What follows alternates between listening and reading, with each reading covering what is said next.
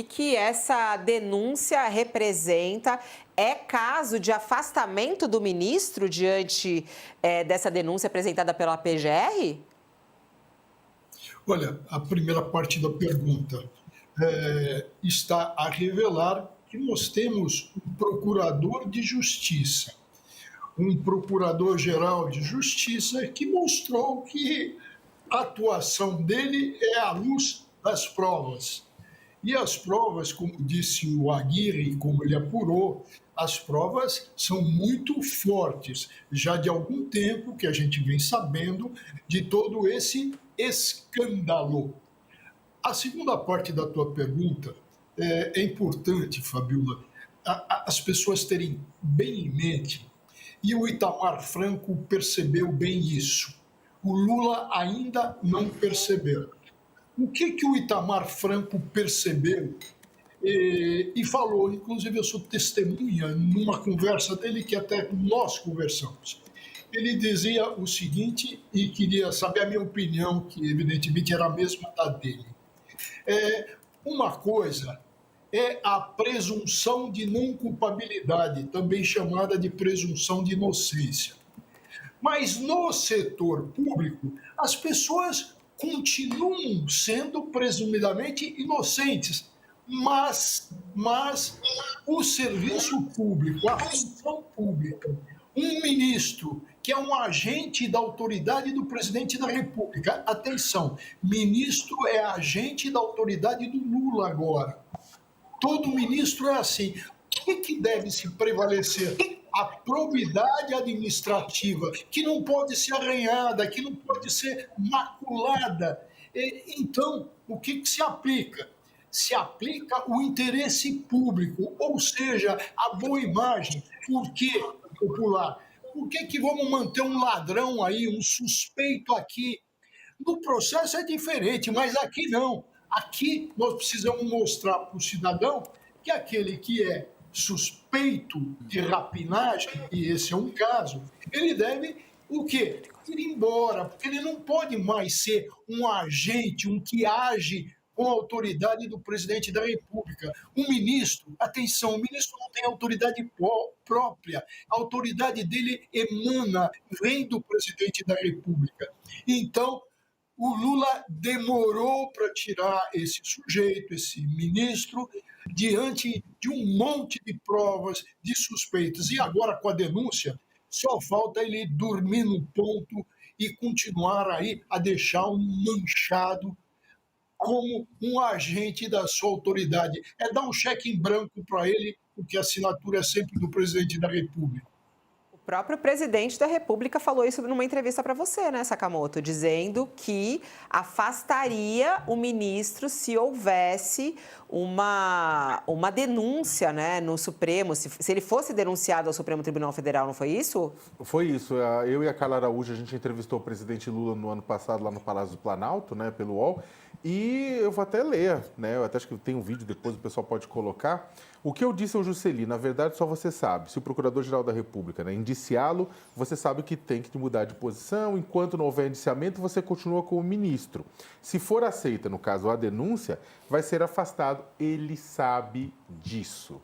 Né? Então, a gente tem um vídeo para passar? Ainda não, a gente está achando ponto. É uma entrevista longa, né? Foi uma entrevista longa. Bem longa com o presidente Lula. De última hora, porque o Josias lembrou dessa frase na hora também, né, Josias? Ele mandou aqui. Aí 2 pontos, né, o Josias? Lula tem que demitir ele nesse momento, tem que ser algo agora na sua análise. O que isso impacta no governo? Eu devia ter demitido muito antes, né? Agora eu estou aguardando. O Lula tem até o final da tarde para enviar para o Diário Oficial o ato de exoneração do ministro Juscelino Filho.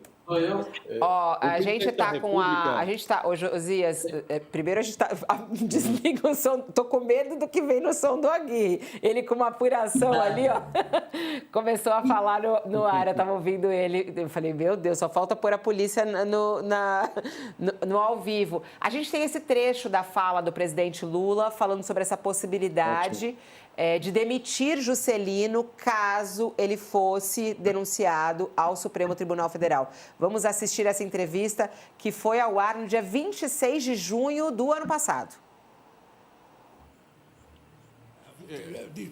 Porque é o custo, na verdade, de um lado deixa eu falar. Eu vou falar para você o encontro que eu tive com o Juscelino, no Maranhão. Eu te confesso que ele devia estar apreensivo.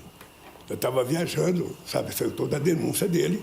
Então, era a primeira vez que eu encontrar com ele. Ele deve ter pensado, bom, o Lula pode fazer comigo o que o Chaves fazia. Mandava ministro embora naquele programa de televisão dele. Então, o que eu fiz? Veja, há um pedido de indiciamento da Polícia Federal. Há um pedido de indiciamento que tem que ser aceito ou pelo Alexandre de Moraes ou pelo Procurador-Geral da República. Não foi aceito por nenhum ainda, não discutiu. Então, veja, eu, como já fui vítima de calúnia, já fui vítima de difamação, já tive proibido, sabe, o direito de me defender, não tive direito à presunção de inocência. O que eu disse para o Juscelino? Ó, primeiro, a verdade só você que sabe. Só você sabe. Então é o seguinte, se o procurador indiciar você, você sabe que tem que mudar de posição. Enquanto não houver indiciamento, você continua como ministro. Mas então se for aceito o indiciamento, ele vai ser afastado? Ele vai ser afastado.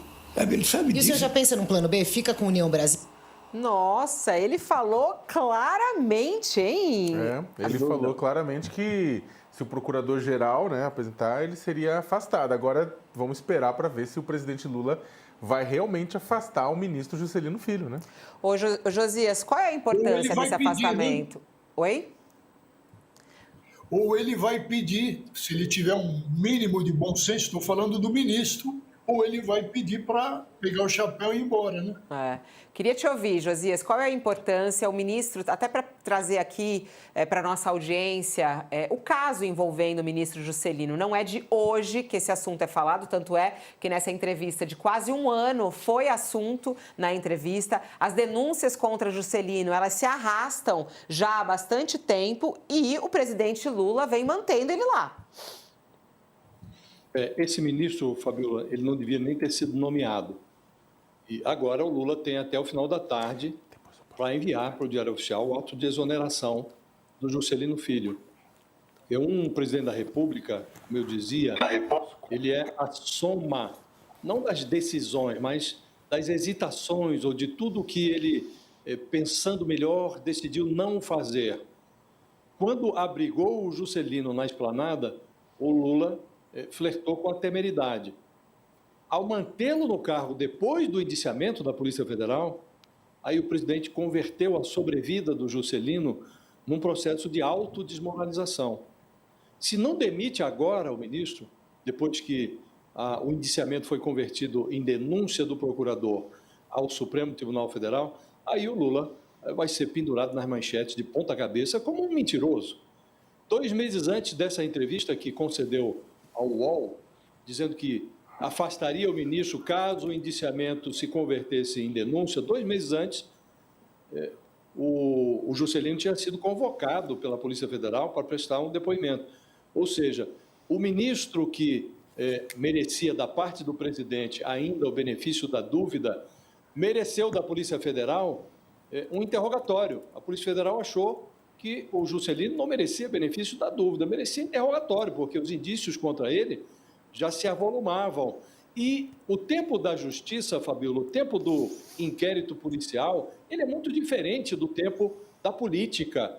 Na política, alguém que tem contra si a desconfiança que o Juscelino inspirava é porque já não merecia a menor confiança. Quem inspira tanta desconfiança já não merecia desconfiança, não deveria ter sido nomeado. Quando foi chamado para o interrogatório, o Lula já deveria ter acendido ali o painel de alerta do Planalto, já deveria ter tomado as providências. Quando foi indiciado, aí mesmo é que já não cabia nenhuma outra providência da parte do presidente, senão o afastamento do ministro. O Lula ainda segurou. Agora, não há mais pretextos para segurar o Juscelino Filho, que pertence, é filiado ao União Brasil, que é um partido que já está, inclusive, cuidando da vida. O Ronaldo Caiado, que é do mesmo partido, já se declarou formalmente candidato à presidência da República na última sexta-feira. num ato político que ocorreu na Bahia. Então, um pedaço do União Brasil tem o pé no governo, o outro pedaço já está cuidando da vida. O Lula também deveria cuidar da vida, cuidar da higienização do seu governo. Este personagem já deveria ter sido afastado há muito tempo. Nós estamos falando aqui de um caso que envolve desvio de dinheiro, de emendas, ainda do tempo do orçamento secreto. Então, é um negócio que tem o inquérito é muito eloquente. A Polícia Federal descobriu que há uma empresa chamada Construservice, que tem um sócio oculto, é um empresário chamado Eduardo José Barros Costa, um tal de Eduardo DP, e segundo o relatório já encaminhado da Polícia Federal, que agora vão constar da denúncia da Procuradoria, o Juscelino compôs com esse empresário uma organização criminosa, termos da Polícia Federal. E a conclusão se baseia em mensagens que foram capturadas no celular do tal Eduardo DP. Então, a polícia constatou que o dinheiro foi desviado por esta empresa, num município que a prefeita era irmã do Juscelino, e a polícia constatou que havia uma ligação entre o empresário que desviou a verba e o ministro. Tudo registrado ali no escurinho dos arquivos do celular do tal Eduardo DP. Então, Fabíola, não dá. Um personagem como esse não devia estar na esplanada. Se sobreviver à denúncia, se não for no Diário Oficial até o final da tarde um ato de exoneração, aí o Lula se desmoraliza, vai às manchetes, como disse, como um mentiroso. Ô, Sakamoto, e a gente sabe o quanto esse tema é absolutamente delicado quando se trata do governo Lula. Corrupção, um ministro envolvido nisso. O que o governo deve fazer neste momento? Qual é o papel aí do presidente Lula agora, que tenta, inclusive, melhorar a sua popularidade? O presidente Lula, Fabíola, deveria, na verdade, não só agora, mas eu concordo com o Josias, tudo, que deveria ter convidado o ministro Juscelino Filho a se retirar muito tempo atrás. Está atrasado. A demissão, a exoneração do ministro Juscelino Filho está pendente há mais de ano já. Né? O ministro dos cavalos, né? A gente vai explicar por quê, não é o ministro das comunicações, é o ministro dos cavalos, né? Ele está empacando a imagem do governo Lula. Agora, o governo Lula está entre essa questão da corrupção de um lado, de ter uma pessoa denunciada por corrupção no seu governo, e do outro lado, a questão do próprio União Brasil. O Juscelino Filho, né, o Lula não deveria ter mantido, até porque, por exemplo, do ponto de vista do ganho de apoio político, o União Brasil ele tem meio partido, por enquanto. Ele está calculando, faz os cálculos e, para ele, vale a pena, mesmo assim, ter meio partido. Como o Josias bem lembrou, Ronaldo Caiado, tem outros presidenciáveis, tem metade do União Brasil de oposição ao governo Lula, né? Agora tem uma presença expressiva na esplanada dos ministérios, está com pastas que tem que garantem, na verdade, recursos, que garantem o interesse de políticos. O Ministério das Comunicações, por muitas décadas no Brasil, foi utilizado como um cartório para garantir acesso à afiliada, TV, rádio, né? Aquele coronelismo eletrônico que a gente bem conhece era distribuído via o Ministério das Comunicações, né? Então, o que acontece? É um poder, mesmo em época digital, ainda é um poder para determinados locais. E aí está com a União Brasil. Mas vale o preço? Essa é a questão. Vale o preço? A União Brasil cerrou fileiras e defende o Juscelino Filho. Ora, o partido não pode indicar outra pessoa? Ou o Juscelino Filho é o grande exemplo de caráter ilibado do partido? Olha, já tinha ficado indefensável, estava até enumerando aqui, o Juscelino já tinha ficado indefensável quando ele escondeu milhões em cavalos de sua declaração eleitoral, milhões em cavalos, não milhões de cavalos, em sua declaração eleitoral, quando mandou asfaltar a estrada que corta o próprio Aras com grana do orçamento secreto, quando usou um avião da FAB para visitar leilão de cavalos, quando empregou como assessora a irmã do sócio do Aras de sua família, e agora a manutenção dele por tudo que foi apresentado já aqui, por toda essa questão de corrupção, é uma piada de mau gosto, uma piada de extremo mau gosto.